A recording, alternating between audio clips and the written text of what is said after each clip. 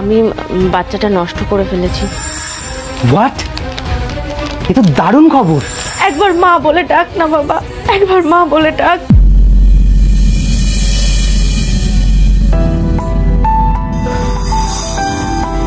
স্বর্ণ, বলছি তোমার সাথে আমার কিছু কথা আছে। বলো। আমি প্রেগনেন্ট। হোয়াট? এ তো দারুণ খবর। তুমি যে আজ সকাল সকাল কত বড় খুশির খবর দিয়েছো তুমি জানো না। মাই গড, আমি ভীষণ খুশি, ভীষণ খুশি। Thank you. আমি এক্ষুনি খবরটা মাকে দিয়ে আসি। শোনো, এখনই কাউকে কিছু বলার দরকার নেই। মানে? দেখো, আমাদের সবে 2 মাস হয়েছে, বিয়ে হয়েছে, এর মধ্যেই এরকম বাচ্চা, আমার কেমন একটা লাগছে। আর তার থেকেও বড় কথা, আমি এখন বাচ্চার জন্য রেডি নই। পূজা, কি বলছো এসব? এটা আমাদের ফার্স্ট বেবি, আর প্রথম বাচ্চা অলওয়েজ স্পেশাল।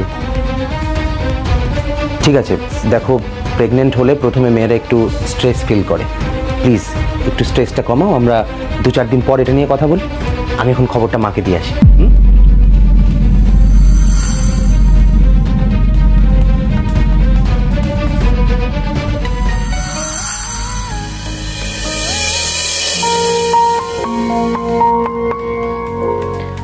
চা।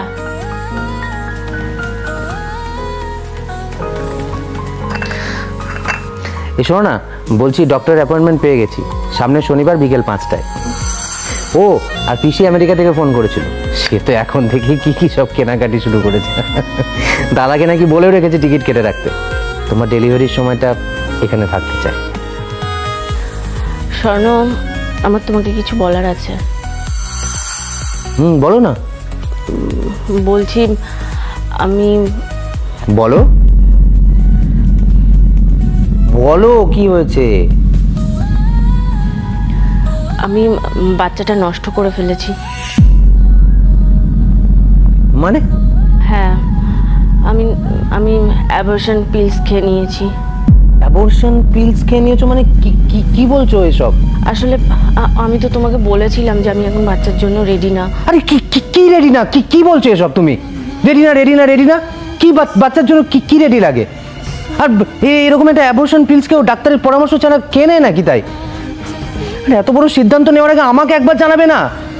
তুমি বোধহয় ভুলে গেছো যে বাচ্চাটা আমারও। এখন বাড়িতে কি বলবো? আরে কি ধরনের ছেলে মানুষ এটা?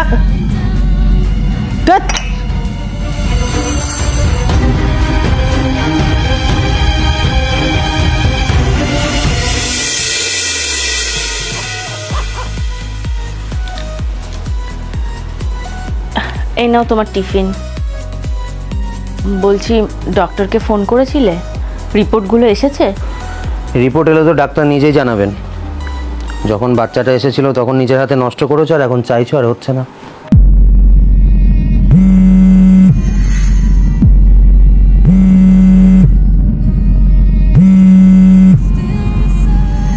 ডক্টর সাহা। নমস্কার ম্যাডাম। নমস্কার মিস্টার বিশ্বাস, আপনার রিপোর্ট এসে গেছে। হ্যাঁ, কি আছে রিপোর্টে? আচ্ছা, আপনার স্ত্রী কি কখনো অ্যাবর্শন পিল খেয়েছিলেন?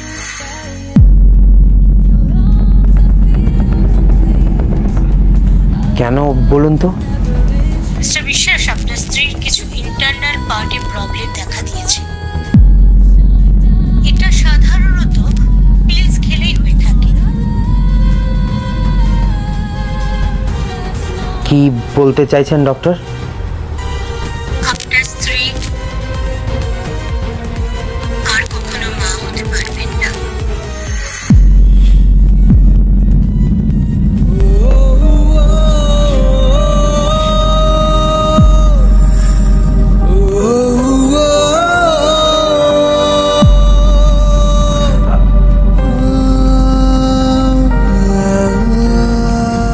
ডক্টর, আমি আপনাকে পরে ফোন করি।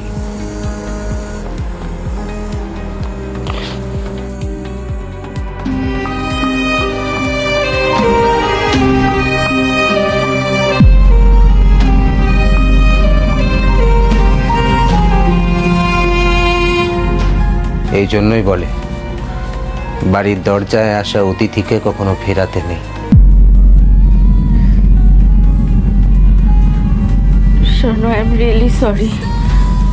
তখন আমার তোমার কথা শোনা উচিত ছিল, তখন আমার পিলস খাওয়াটা একদম উচিত হয়নি। I am really very sorry. যখন আমি রাস্তাঘাটে কোনো বাচ্চাকে তার মায়ের কোলে দেখি, কষ্টে আমার বুকটা ফেটে যায়। তখন আমার মনে হয় আমি বাচ্চাটাকে গিয়ে একবার দৌড়ে বুকে জড়িয়ে ধরি, আর মনে হয় বাচ্চাটাকে বলি, আমাকে একবার মা বলে ডাক না বাবা, একবার মা বলে ডাক।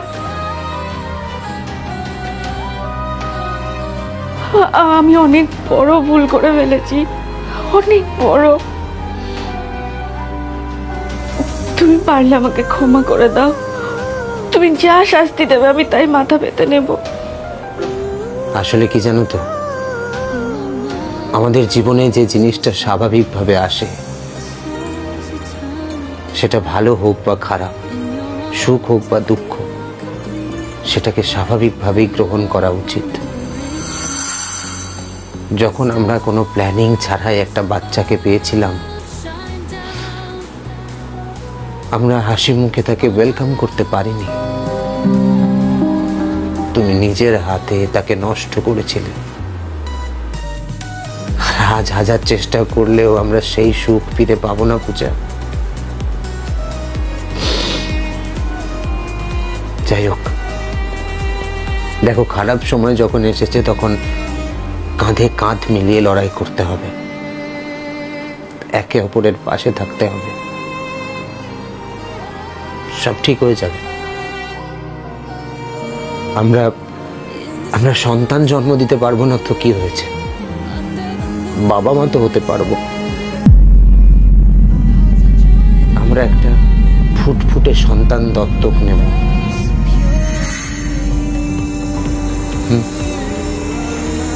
তাহলে বাচ্চাটা মাথার উপরে ছাদ পাবে, বাবা মা পাবে, আর আমরাও আমাদের সন্তান পাবো। আমি বুঝতেই পারছিলাম যে হয়তো এরকম একটা কিছু হতে পারে। আমি অলরেডি কিন্তু একটা জায়গায় কথা বলেও রেখেছি। তুমি দেখো, সব ঠিক হয়ে যাবে। আমরা ঠিক বাবা মা হয়ে উঠবো।